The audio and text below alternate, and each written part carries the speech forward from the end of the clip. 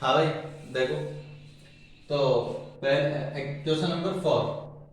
एक काट उन्नयन कोण अल्फा पर प्रक्षेपित किया जाता है और टी सेकंड पश्चात प्रक्षेप बिंदु से देखने पर उसका उन्नयन कोण बीटा प्राप्त होता है। सिद्ध कीजिए उसका प्रारंभिक वेग होगा GT cos beta upon 2 sine alpha minus beta. ठीक है भाई, देखते हैं। देखो, एक कण उन्नयन कोण अल्फा पर प्रक्षेपित किया जाता है। ठीक है, सबसे पहले कण को आप किस कोण पर प्रक्षेपित कर रहे हैं? अल्फा कोण पर प्रक्षेपित करते हैं। तो सपोज ये O प्रक्षेप बिंदु है, यानी कि कण को बिंदु O से प्रक्षेपित किया जाता है। ठीक है, तो सपोज ये लीजिएगा, इस प्रकार से आपने प्रक्षेपित कर दिया तो ये दे दिया आपको प्रक्षेप वेग, मान लिया सपोज u है। और ये जो प्रक्षेप कोण है ये आपको दे दिया गया है, कितना है? अल्फा। फिर आगे पढ़िएगा, और टी सेकंड पश्चात प्रक्षेप बिंदु से देखने पर, टी सेकंड के बाद में प्रक्षेप बिंदु से देख रहे हैं हम लोग, यानी कि बिंदु O से ही आप लोग देख रहे हैं, और उसका जो उन्नयन कोण है बीटा प्राप्त होता है।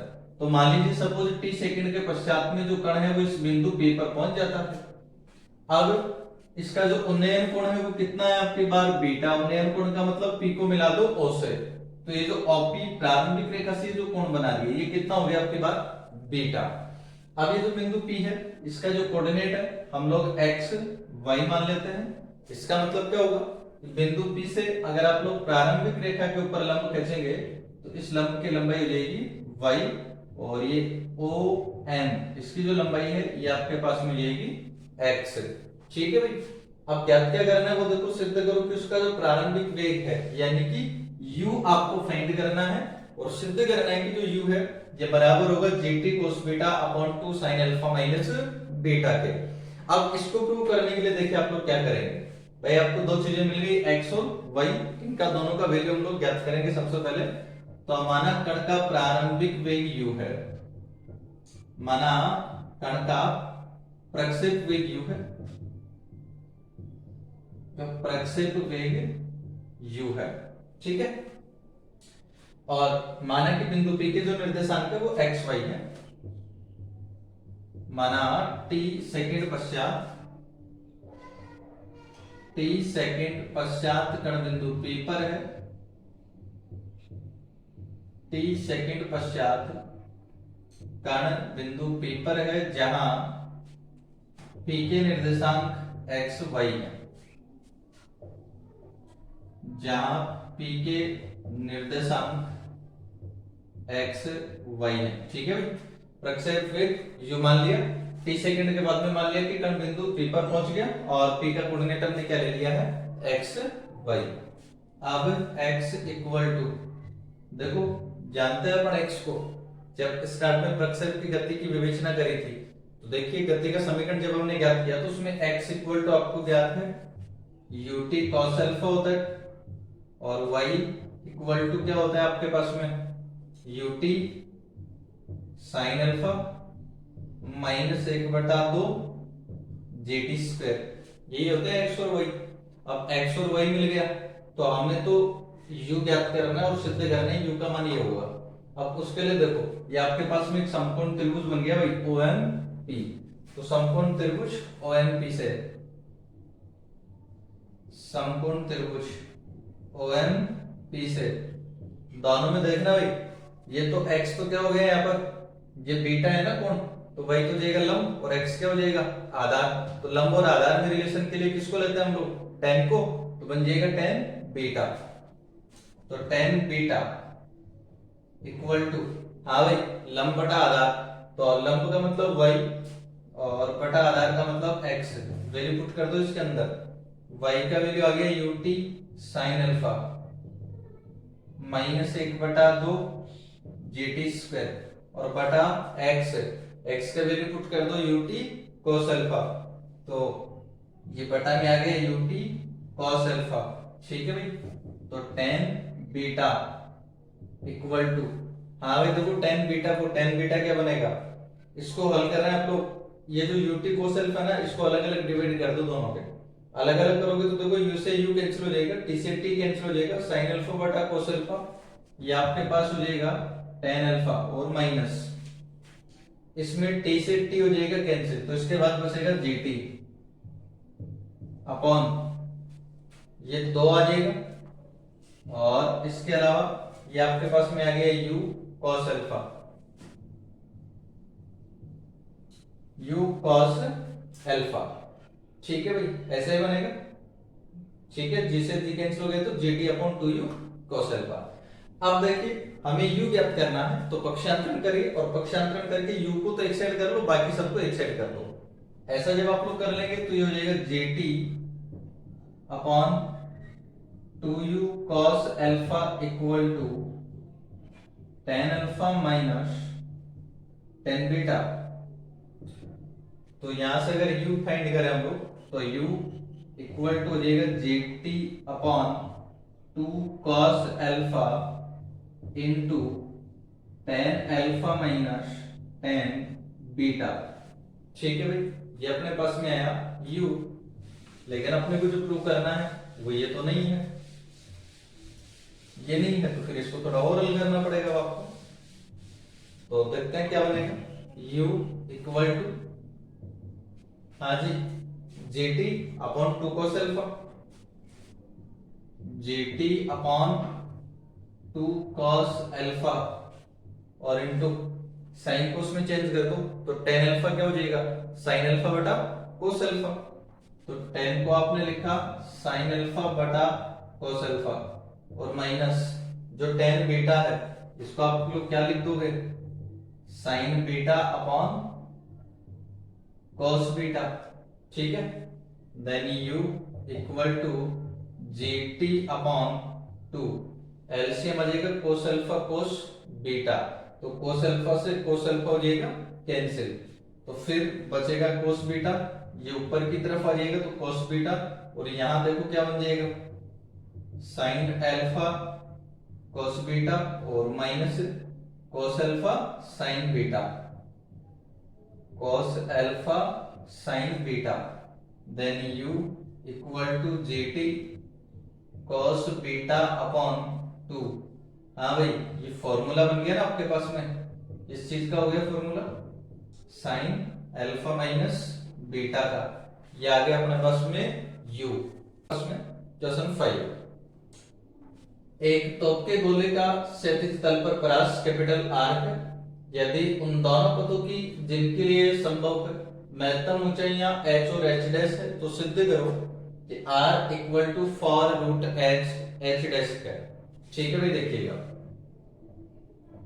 एक तोप के गोले का क्षैतिज तल पर परास जो है कैपिटल R है, सपोज O प्रक्षेप बिंदु है और ये OX अपना क्षैतिज है। ठीक है, अब O से किसी तोप को आपने प्रक्षेपित किया भाई। ठीक है, तो आपको दे दिया कि उसकी ये जो क्षैतिज परास है, ये क्षैतिज परास है कैपिटल R, और फिर यदि उन दोनों पदों के लिए जिनके लिए संभव है, देखो अब दो पदों की बात कर रहा है, पहला तो ये आ गया जिसके लिए क्षैतिज परास है कैपिटल R, तो प्रक्षेप वेग मान लिया यहाँ u है, और ये जो प्रक्षेप कोण है इसको हमने क्या मान लिया है अल्फा। ठीक है, अब इसके बाद में देखो हमने पढ़ा है पहले कि ऐसे दो प्रक्षेप पथ हो सकते हैं जिनके लिए जो परास है समान हो सकती है। अब यहाँ परास कैपिटल R, एक पद तो ये हो गया, इसके अलावा एक और पद हो सकता है जिसके लिए परास उसके लिए भी कैपिटल R ही हो, तो वो दूसरा पद और बना देता हूँ, सपोज ये वाला है आपके पास में, तो अगर इसकी भी जो परास है वो कितनी हो गई कैपिटल R। और ये भी हमने पढ़ा था कि जिन दो पथों के लिए क्षैतिज परास समान होती है उनमें अगर एक का प्रक्षेप कोण अल्फा है तो दूसरे का जो प्रक्षेप कोण है वो 90 माइनस अल्फा होता है। तो अगर पहला प्रक्षेप कोण अल्फा है तो ये जो दूसरा प्रक्षेप कोण है ये आपके पास हो जाएगा 90 माइनस अल्फा।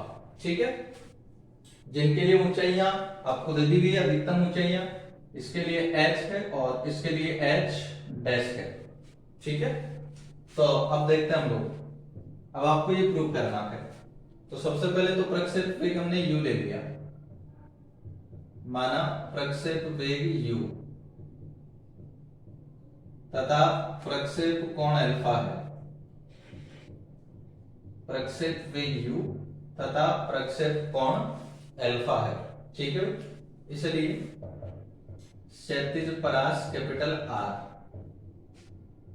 क्षैतिज परास capital R equal to u square sine 2 alpha upon g. ठीक है, ये क्षैतिज परास होती है अपने पास में कैपिटल आर। अब अधिकतम ऊंचाई जो है ये आपको दे दी गई है कि एच है, तो अधिकतम ऊंचाई को भी लिख लीजिएगा। अधिकतम ऊंचाई h इक्वल टू, हाँ भाई, अधिकतम ऊंचाई के लिए जो फॉर्मूला होता है ये होता है you square sine square alpha upon 2g। तो अधिकतम ऊंचाई भी आपने लिख दी है। अब दूसरे पद की बात करनी है जिसके लिए क्षैतिज परास कैपिटल आर है। अब यदि दो पथों में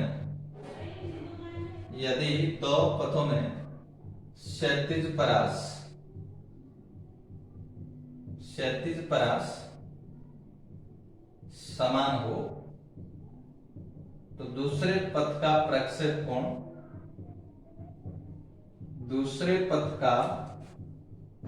कोण 90 माइनस अल्फा है। ठीक है, क्योंकि पहला का जो प्रक्षेप कोण है वो क्या हो चुका है अल्फा, तो दूसरे का क्या हो जाएगा आपकी बात 90 माइनस अल्फा।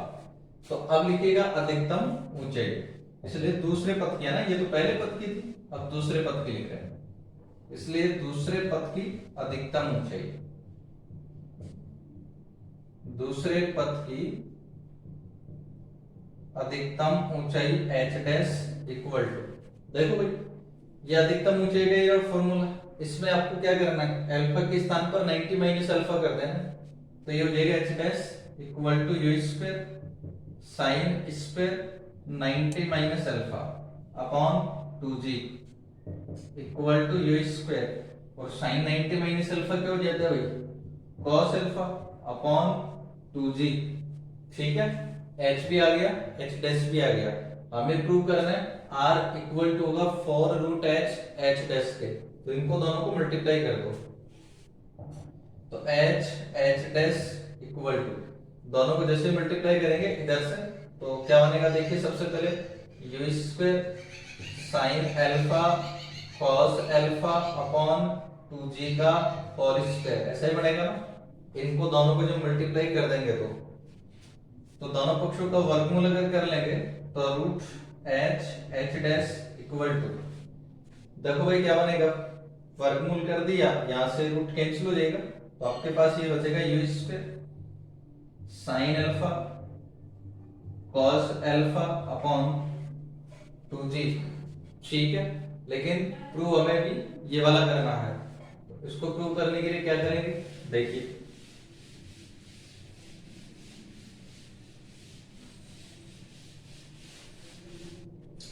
हल करिए इसको, देखो तो root h dash equal to, हाँ भाई इसको देखो अंश और हर को 2 से मल्टीप्लाई कर दो, अंश और हर को 2 से मल्टीप्लाई करोगे तो ये तो यू स्क्वायर, और यहाँ पर देखिए 2 से मल्टीप्लाई करते हैं 2 sine alpha cos alpha, formula बन जाएगा ना साइन 2 अल्फा का, और अपॉन इसको 2g को जब आपने 2 से मल्टीप्लाई कर दिया तो क्या बन गया 4g, और इसमें देखो 4 को अगर हम लोग छोड़ देते हैं तो रूट h डैश, इस 4 को छोड़ दीजिए, इस 4 को छोड़ने के बाद में ये जो बच गया आपके पास में u square sine 2 alpha upon g, ये आपके पास में फॉर्मूला आ गया क्षैतिज परास कैपिटल आर का, तो ये बन गया कैपिटल आर, और बचा अपॉन 4, क्रॉस मल्टीप्लाई अगर कर देंगे तो capital R equal to 4 root h dash, ये हमें प्रूव करना था। नेक्स्ट क्वेश्चन नंबर 6, देखिए क्वेश्चन है यदि प्रक्षेप बिंदु से गुजरने वाले क्षैतिज धरातल से किसी प्रक्षेप की महत्तम ऊंचाई h तथा प्रक्षेप कोण अल्फा है तो वह अंतराल ज्ञात कीजिए जब प्रक्षेप की ऊंचाई h sin स्क्वायर अल्फा है। ठीक है भाई, देखते हैं, देखो यहां में दिया गया है एक प्रक्षेप बिंदु से, तो ये सपोज आपका प्रक्षेप बिंदु है O, ये आपका क्षैतिज है OX। ठीक है, अब यहां से गुजरने वाले क्षैतिज धरातल से किसी प्रक्षेप की महत्तम ऊंचाई दे दी गई है भैया, तो ये लीजिएगा। ठीक है, ये प्रक्षेप पथ हो गया आपका जिसको हमने u वेग से प्रक्षेपित किया है अल्फा कोण पर। ठीक है, इसके अधिकतम ऊंचाई आपको दे दी है, ये जो प्रक्षेप है इसकी अधिकतम ऊंचाई आपके पास में है h। ये इसकी अधिकतम ऊंचाई आपके पास में है h, ठीक है। तो और प्रक्षेपण अल्फा हो ही गया है, ठीक है।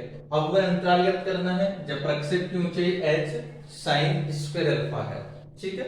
तो देखिए जो प्रक्षेप का पथ है परवलयाकार होता है, परवलयाकार होता है, इसका मतलब आपको ऐसे दो बिंदु प्राप्त होंगे जिन दोनों बिंदुओं पर जो ऊंचाई है h sin स्क्वायर अल्फा मिलेगी। भाई एक तो ये तो शीर्ष हो जाएगा परवलय का, तो एक तो इसके बाईं तरफ हो जाएगा, एक इसके दाईं तरफ हो जाएगा। दोनों की जो ऊंचाई है ये h sin स्क्वायर अल्फा होगी, h sin स्क्वायर अल्फा होगी, ठीक है। क्योंकि परवलय का और परवलय अपने x के सापेक्ष सममित होती है, तो ये उसका अक्ष हो गया ना। इसका मतलब जैसे ही इस बिंदु से बराबर दूरी पर जाओगे दाईं तरफ और बाईं तरफ, तो जो ऊंचाई है वो भी आपको बराबर प्राप्त होगी। तो दोनों बिंदुओं पर जो ऊंचाई है h sin स्क्वायर अल्फा है। हम माना कि ये बिंदु P है, ये बिंदु Q है, और से P तक पहुंचने में उसको समय लगता है P, और से Q तक पहुंचने में उसको समय लगता है T1, और से P तक T1 और P और से Q तक T2 समय उसको लगता है। तो अपने को ज्ञात करना है P से Q तक पहुंचने में जो समय का अंतराल उसको लगता है, यानी T2 माइनस T1 हमें यहाँ ज्ञात करना है।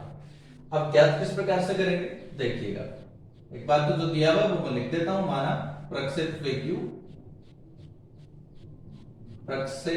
u तथा प्रक्षेप कोण अल्फा है,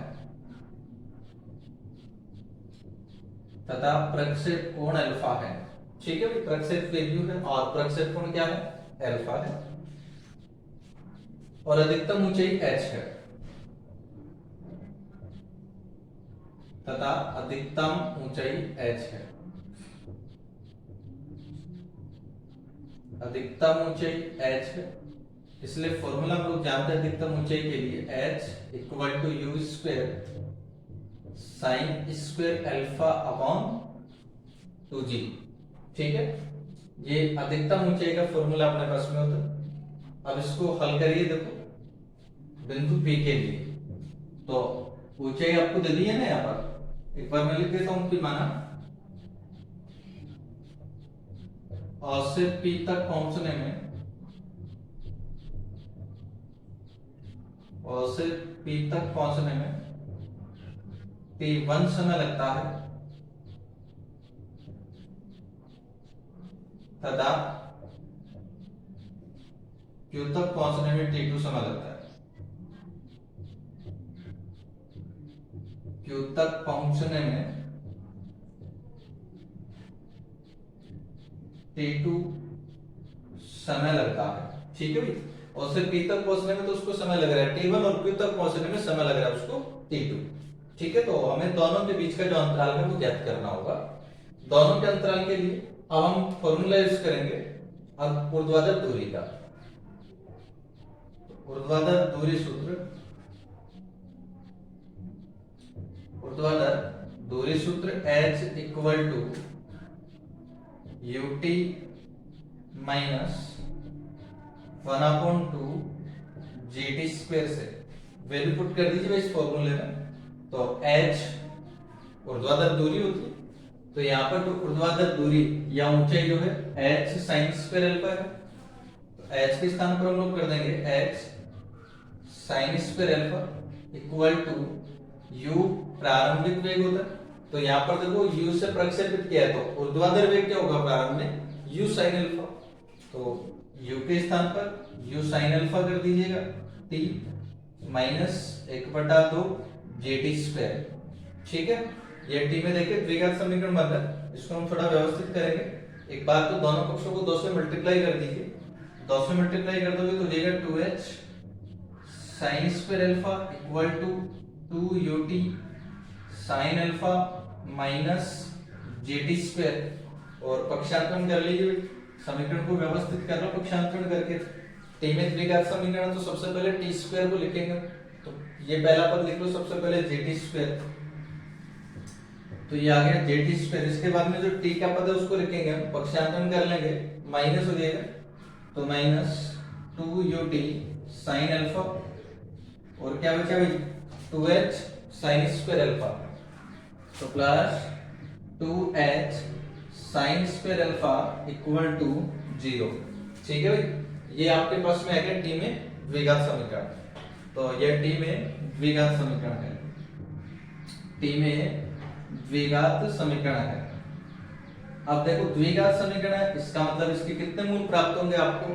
दो मूल प्राप्त होंगे, और वो दोनों मूल आपको पता है, वो मूल क्या है? T1 और T2। तो द्विघात समीकरण जिसके मूल T1 तथा T2 हैं, जिसके मूल T1 तथा T2 है। ठीक है, अब हमें तो दोनों मूलों को ज्ञात करना है, दोनों मूलों को भी नहीं, दोनों का अंतराल हमें ज्ञात करना है, यानी T2 माइनस T1 हमें ज्ञात करना है। अब T2 माइनस T1 ज्ञात करने के लिए हम लोग क्या करेंगे? देखो, सबसे पहले मूलों और गुणांकों के बीच में जो संबंध होता है वो हम लोग लगा लेंगे। तो देखो, मूलों का जो योग होता है T2 प्लस T1, ये बराबर होता है किसके? देखो, द्विघात समीकरण है अगर ax² plus bx plus c equal to 0, और इसके मूल होते हैं अगर अल्फा और बीटा। तो मूलों और गुणांकों में जो संबंध होता है, एक तो होता है alpha plus beta equal to minus b बटा a, और एक होता है alpha beta equal to c बटा a। अब देखो, पहला जो संबंध है alpha plus beta equal to minus b upon a, तो अल्फा प्लस बीटा का मतलब हमने कर लिया T2 plus T1 equal to minus b upon a। b का मतलब क्या है यहाँ पर? x का गुणांक। तो यहाँ t का गुणांक क्या आ गया भाई? Minus 2u sine alpha upon a का मतलब t स्क्वायर का जो गुणांक है वो g है यहाँ। तो T2 प्लस T1 ये आपके पास में बन गया 2u sine alpha upon g, और दूसरा जो संबंध आपके पास में है दोनों मूलों का गुणन होता है, वो भी हम यहाँ यूज कर लेंगे। अब तो दोनों का जो गुणा है T1 T2 इक्वल टू, देखिए क्या आ जाएगा? c बटा a का मतलब c यानी अचर पद है यहाँ 2h साइन स्क्वायर अल्फा, तो 2h sign square alpha upon a का मतलब t स्क्वायर का गुणांक क्या है भाई आपके पास में यहाँ? g। तो T2 प्लस T1 हमने ज्ञात कर लिया, T2 हमने ज्ञात कर लिया, तो हमें ज्ञात करना है T2 माइनस T1। तो T2 माइनस T1 हम लोग ज्ञात करेंगे। अब तो देखिए, ऐसा भी का हम लोग जानते हैं T2 माइनस T1 के लिए, ये जो T2 माइनस T1 है ये बराबर हुआ करता है रूट T2 प्लस T1 का whole square minus 4 T1 T2। ठीक है भाई, इसमें वैल्यू पुट कर लीजिएगा आप लोग, इसमें वैल्यू पुट करेंगे तो T2 minus T1 equal to root T2 plus T1 का होल स्क्वायर, यहां से वैल्यू पुट कर लीजिए भाई। तो 2u sine alpha upon g का होल स्क्वायर, स्क्वायर जब कर लेंगे तो 4u square sine square alpha upon g square minus 4 T1 T2, ये रहा T1 T2, वैल्यू पुट कर दीजिएगा। तो ये हो गया 2h sign square alpha upon g। ठीक है ना? तो ये आपने कर लिया है, अब इसको हल कर लीजिएगा, और हल करने पर देखते हैं क्या बनेगा ये। अब इसको हल करने के लिए देखो, सबसे पहले हम u का विलोपन कर देंगे, क्योंकि अपना जो आंसर है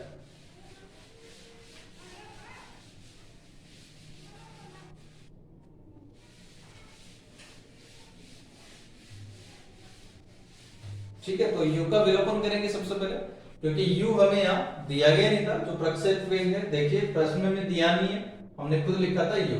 तो u का विलोपन करेंगे आप लोग।